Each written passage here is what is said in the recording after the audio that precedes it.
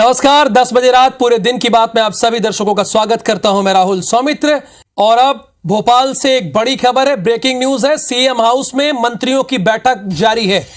CM Shivraj की अध्यक्षता में यह बैठक चल रही है। संघ के सर्वे में आई डेंजर जोन की सीटों पर समीक्षा हो रही है। डेंजर जोन में आए मंत्रियों के साथ सीएम अलग से बैठक कर रहे हैं। अलग अलग 3 चरणों में बैठक आयोजित है। पहले चरण में कैबिनेट मंत्री इंदर सिंह परमार से चर्चा हुई। कैबिनेट मंत्री मोहन यादव, भारत कुशवाहा को भी बुलाया गया है। भारतीय जनता पार्टी के प्रदेश अध्यक्ष वीडी शर्मा भी बैठक में मौजूद रहे। गृह मंत्री नरोत्तम मिश्रा और मीना सिंह भी इस बैठक में शामिल हैं। तो यह बड़ी इंपॉर्टेंट खबर है।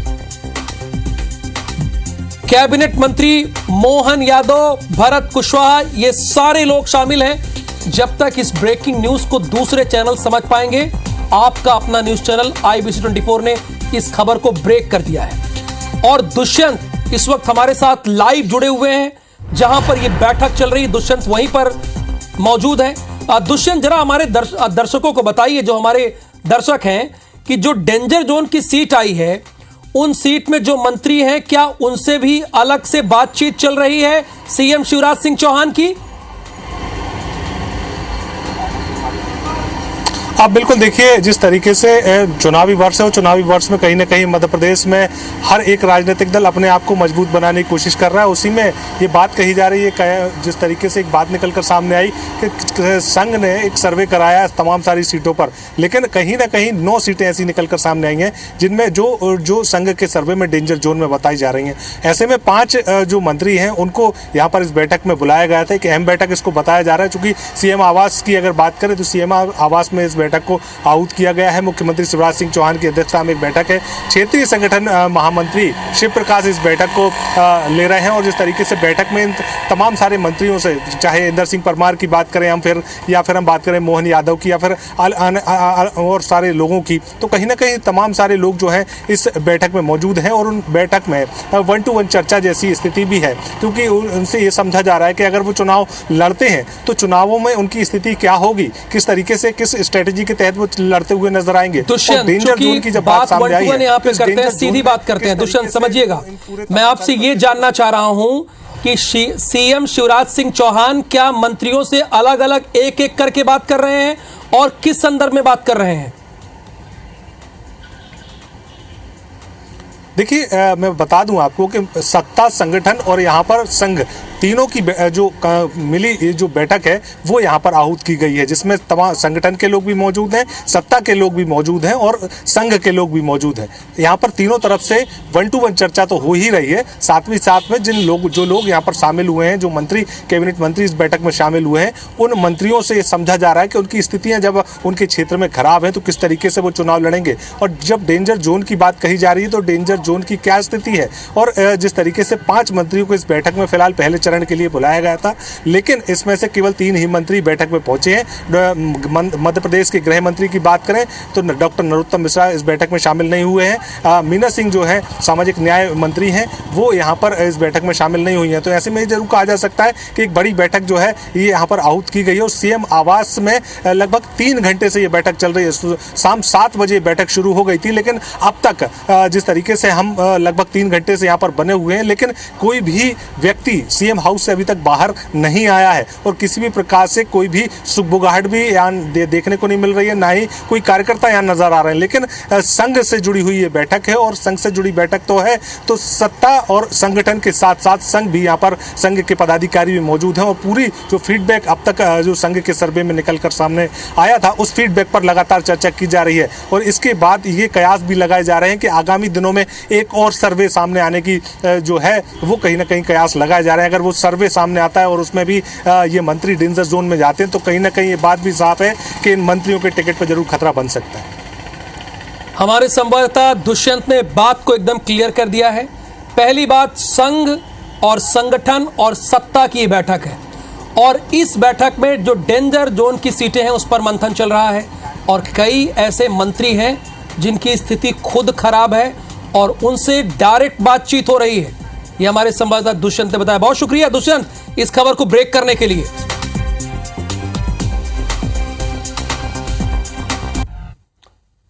एक और बड़ी खबर है जो कि राजधानी भोपाल से ही है। पंडाल में भीषण आग लग गई है। बंगाली मूर्तिकारों के पंडाल में ये भीषण आग लगी है। पंडाल पूरी तरह से जलकर खाक हो गया है। हालांकि दमकल की गाड़ियां मौके पर मौजूद है, पुलिस मौजूद है और कोशिश है कि जल्द से जल्द आग पर काबू पाया जा सके। ये देखिए तस्वीरें आपके सामने हम दिखा रहे हैं। कई पंडाल जलकर खाक हो गए हैं। दमकल की गाड़ियां मौके पर हैं, पुलिस मौके पर मौजूद है और कोशिश है कि जल्द से जल्द आग पर काबू पाया जाए।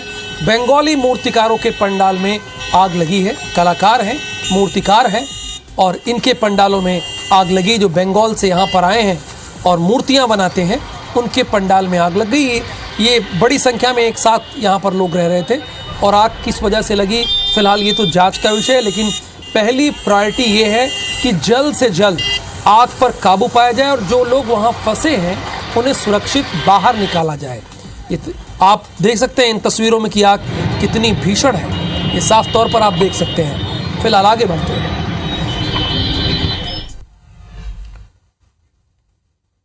और अगली खबर कांकेर से है। सहायक शिक्षकों के प्रमोशन में लापरवाही हुई है। तत्कालीन जिला शिक्षा अधिकारी आरपी मीरे निलंबित कर दिए गए हैं। कार्यालय का एक लिपिक भी निलंबित है। प्रमोशन में लापरवाही की कंप्लेन पर यह कार्रवाई हुई है। बड़ी खबर है इस बीच। कार्यालय का एक लिपिक भी निलंबित है। प्रमोशन में लापरवाही की शिकायत पर कार्रवाई हुई है।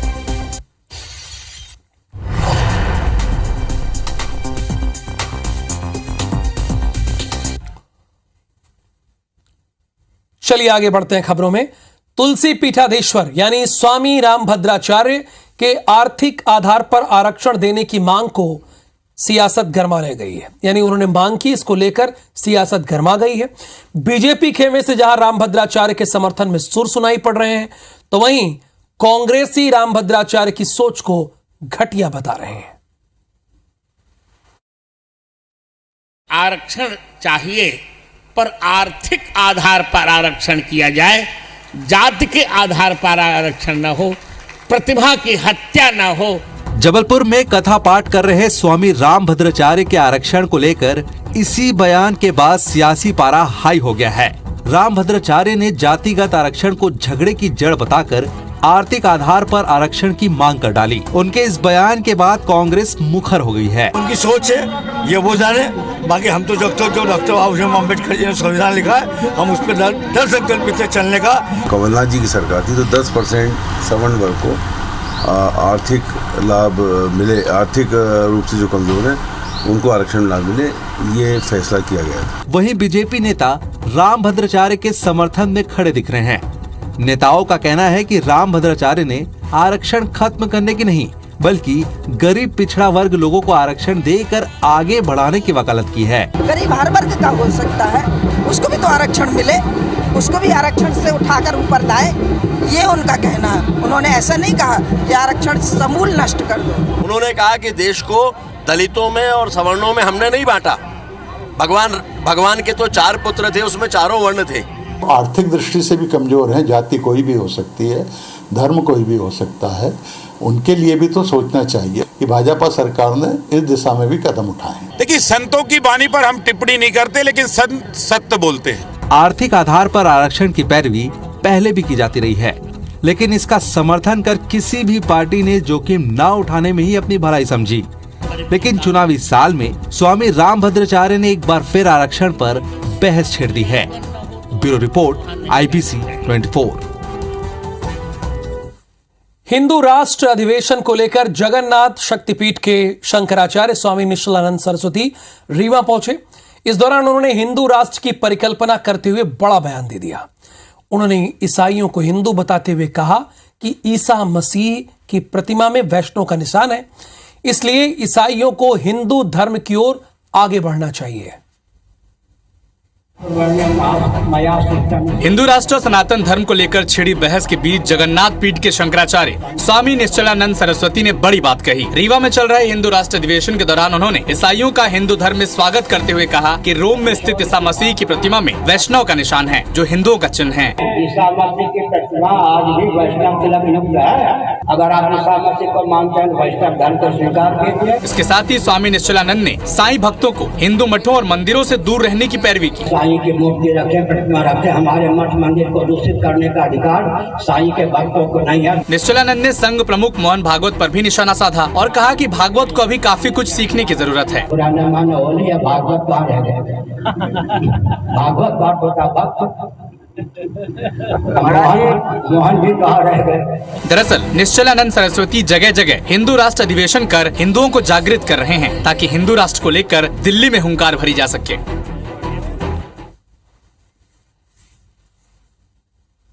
मध्य प्रदेश में बाबा साहब डॉक्टर भीमराव अंबेडकर की जयंती पर राजनीति का रंग चढ़ रहा है। दलितों को रिझाने के लिए बीजेपी कांग्रेस दोनों ने बड़ी बड़ी घोषणाएं की। इसके साथ ही आरोप प्रत्यारोप का दौर भी खूब चला। डॉक्टर भीमराव अंबेडकर की 132वीं जयंती पर उनकी जन्मस्थली महू में नेताओं का तांता लगा रहा। जयंती के बहाने कमलनाथ ने सीएम शिवराज पर पंचतीर्थ बनाने का वादा भूलने का आरोप लगाया और कांग्रेस की सरकार आने पर भोपाल में अंबेडकर की सबसे बड़ी प्रतिमा लगाने का ऐलान किया। तो पिछले साल मैंने घोषणा करी थी कि मैं सबसे बड़ी मूर्ति डॉक्टर अंबेडकर जी की हम भोपाल में बनाएंगे जब हमारी सरकार बनेगी। वहीं मुख्यमंत्री ने पंचतीर्थ को तीर्थ दर्शन योजना में शामिल करने का आदेश तो जारी किया, साथ ही जन्मस्थली पर धर्मशाला बनाने का भी ऐलान कर दिया। समाजवादी पार्टी के अध्यक्ष अखिलेश यादव भी भीम आर्मी प्रमुख चंद्रशेखर आजाद के साथ महू पहुंचे और अंबेडकर प्रतिमा पर माल्यार्पण कर उन्हें याद किया। इसके साथ ही भोपाल में बोर्ड ऑफिस चौराहे पर बाबा साहिब की प्रतिमा पर माल्यार्पण करने के लिए लोगों का मेला लगा रहा। बाबा साहब अम्बेडकर के विचारों को संपूर्ण भारत के अंदर इन विचारों को और नीचे तक जमीन पर लोगों के बीच ले जाने का प्रयास हम सब मिलकर के करेंगे। एमपी की सियासत में दलित समाज का अच्छा खासा दखल है, लिहाजा दोनों ही दल दलितों पर दांव खेल रहे हैं। अगली खबर रायपुर से है, जहां शुक्रवार को सीएम भूपेश बघेल ने राजभवन की भूमिका पर सवाल उठाए, जिसके बाद रमन सिंह और धर्मलाल कौशिक नजर आए। एक रिपोर्ट देखिए। शुक्रवार का दिन एक बार फिर कांग्रेस बीजेपी के बीच बहस के ही नाम रहा। बहस का आगाज हुआ मुख्यमंत्री के बयान से। मुख्यमंत्री भूपेश बघेल ने अटके आरक्षण बिल पर राजभवन की भूमिका की समीक्षा की बात की। इसके साथ ही सीएम भूपेश बघेल ने आरोप लगाया कि देश का संविधान खतरे में है। जितने भी गैर भाजपा शासित राज्य हैं, राजभवन की जो भूमिका है उसकी समीक्षा होना चाहिए। आखिर किसी बिल को कितने दिन तक रोका जा सकता है? मुख्यमंत्री के आरोप का जवाब दिया पूर्व सीएम डॉक्टर रमन सिंह ने। रमन सिंह ने कहा कि संविधान नरेंद्र मोदी जैसे प्रधानमंत्री से मजबूत होता है, लेकिन कांग्रेस को जब जब मौका मिला तब तब इसका दुरुपयोग हुआ है। नरेंद्र मोदी जी जैसे व्यक्ति जब देश का प्रधानमंत्री बनता है तो कॉन्स्टिट्यूशन मजबूत होता है, और जब जब कांग्रेस को अवसर मिलता है, हिंदुस्तान के इतिहास में शायद कांग्रेस का काला अध्याय उसको याद नहीं है, इसलिए इस प्रकार की बातें करते हैं। इसके अलावा पूर्व नेता प्रतिपक्ष धर्मलाल कौशिक ने प्रियंका गांधी के बहाने कांग्रेस पर निशाना साधा। कांग्रेस के लोग वहां जाते हैं और अपनी पीड़ा रखते हैं, लेकिन यहाँ के आकर के पूरे उसको देख करके उन मंत्र मुग्ध हो गई है और उनको लगता है कि एक ही आदमी ठीक है, लेकिन बाकी जो हकीकत बताना चाहते हो चुगली की भाषा, मतलब कांग्रेस का अंतर विरोध खुल करके उजागर अब छत्तीसगढ़ में दिल्ली तक के बाद पहुंच गई है। साफ है, चुनाव के नजदीक आने तक ये वार पलटवार और जुबानी हमले तेज होते जाएंगे। तो जाहिर सी बात है, चुनाव नजदीक है, वार पलटवार का ये दौर तो आपको देखने को मिलता रहेगा। छत्तीसगढ़ भारतीय जनता युवा मोर्चा सबको भत्ता, पूरा भत्ता अभियान शुरू करने वाली है, जिसके तहत प्रदेश के सभी जिलों में 24, 25 और 26 अप्रैल को रोजगार कार्यालय का घेराव किया जाएगा। उसके बाद संभाग स्तर पर प्रदर्शन किया जाएगा। भारतीय जनता युवा मोर्चा के पूर्व प्रदेश अध्यक्ष अमित साहू ने कहा है कि सरकार ने बेरोजगारी भत्ते के नियम और शर्तें ऐसी हैं कि जिससे ज्यादातर बेरोजगार युवकों को इसका फायदा नहीं मिल पाएगा।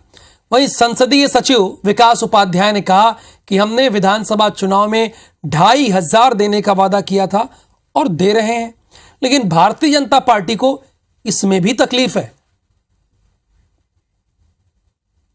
4 वर्षों से छत्तीसगढ़ का युवा इसी तलाश में था कि अब हम बेरोजगार हैं, हमें बेरोजगारी भत्ता मिलेगा, मगर ये सरकार है फिर से एक बार एक लॉलीपॉप जो फिर उन युवाओं को देने जा रही है। इसलिए भारतीय जनता पार्टी की जो यूथ विंग है, युवा इकाई है, वो अभियान चलाने जा रही है कि सबको भत्ता, पूरा भत्ता। भारतीय जनता पार्टी ने तो पहले वादा खिलाफी की, 15 साल में उन लोगों ने भत्ते की बात की थी और 500 रुपये भत्ता भी नहीं दिया। कांग्रेस की सरकार ने भत्ते की, बेरोजगारी भत्ते की शुरुआत की, तो भारतीय जनता पार्टी ने रोजगार छीना है, भत्ता लोगों का छीना है। कांग्रेस पार्टी तो देने का काम करती, कभी छीनने का काम नहीं करती। तो ये हमें लिखना क्यों पड़ा कि फेक एनकाउंटर में उत्तर प्रदेश नंबर 1 क्यों है? असल में समाजवादी पार्टी के मुखिया और पूर्व मुख्यमंत्री अखिलेश यादव ने कहा है, उत्तर प्रदेश में आज फेक एनकाउंटर हो रहा है और यह फेक एनकाउंटर का गढ़ हो गया है। यह अखिलेश यादव का कहना है। इंदौर में पत्रकारों से बातचीत करते हुए उन्होंने एक और जहां कांग्रेस से साथ आकर चुनाव लड़ने की मांग की, तो वहीं उस पर निशाना भी साधा। अखिलेश ने कहा कि बीजेपी से लड़ना है तो कांग्रेस को क्षेत्रीय दलों के साथ आना चाहिए। इस दौरान कांग्रेस और बीजेपी पर निशाना साधते हुए उन्होंने कहा कि ईडी और सीबीआई का दुरुपयोग करने वाली कांग्रेस आज खत्म हुई और ध्यान होगा कि उत्तर प्रदेश में जब 2017 में इलेक्शन था तो 2 लड़कों की जोड़ी सामने आई थी, राहुल गांधी और अखिलेश यादव की, यानी कांग्रेस और समाजवादी पार्टी एक हुई थी। उसका हश्र क्या हुआ था वो आपके सामने है। कम उम्र का नौजवान, पता नहीं कल क्या होता, नेता होता, क्या होता, लेकिन मार दिया उसको। क्या जो मारने वालों का इनकाउंटर क्यों नहीं हो रहा? ये तो 5-6 घटनाएं वो बता रहा हूं जो हाल की हैं। याद कीजिए, गोरखपुर में एक व्यापारी गया था, पुलिस ने मार मार के उसकी जान ले ली थी। तो मेरा सवाल ये है कि हम विपक्ष पार्टी हैं, हम किसी के साथ नहीं, किसी अपराधी के साथ नहीं है, लेकिन जात के नाम पर, धर्म के नाम पर सरकार भेदभाव क्यों कर रही है? अगर मुख्यमंत्री के स्वजाति लोग हैं तो उन्हें फूल से मारा जाएगा, फूल से छुआ जाएगा। और कांग्रेस पार्टी राष्ट्रीय पार्टी है, ये उन्हें अपॉर्चुनिटी मिली है कि जो क्षेत्रीय दल जहां मजबूत हैं उनके साथ खड़ी हो बीजेपी से मुकाबला के लिए। अब क्योंकि बड़ी पार्टी है तो हम उसको कोई सुझाव नहीं दे सकते हैं, जो हमारा पक्ष है वो हम केवल कह रहे हैं।